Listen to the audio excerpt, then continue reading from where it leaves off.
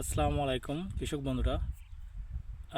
আপনারা জানতে চেয়েছিলেন পেঁয়াজ কোপানোর পরে আসলে কোন ছত্রাকনাশক স্প্রে করা হয় আহ, এবং কোন ছত্রাকনাশক স্প্রে করার পরে কোন হরমোন দিলে ভালো হয়, তো সেটা আপনাকে জানাবো। তো এটা আমার নিজের পেঁয়াজের জমি।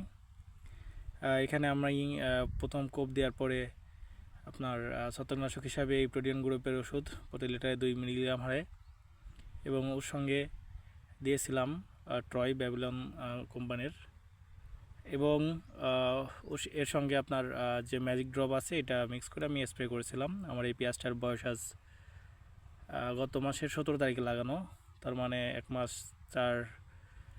5-6 দিন মতো এমন।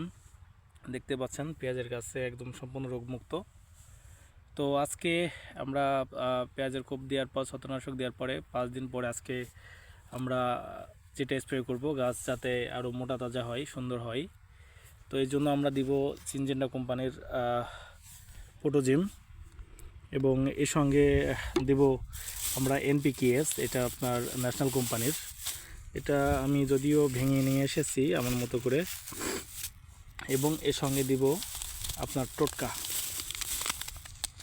এই টোটকাটা হচ্ছে আপনার টেবুকোনা জল এবং ট্রাইফ্লোস্টোবিন। এটা বেশ ভালো কাজ করে।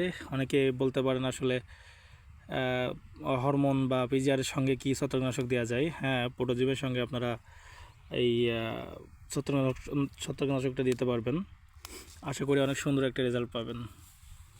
তো আজকে জানুয়ারি মাসের 22 তারিখ, আজকে আমরা এটা স্প্রে করব এবং 7 দিন পরে এসে আপনাদেরকে দেখাবো আসলে কেমন কি রেজাল্ট পেলাম।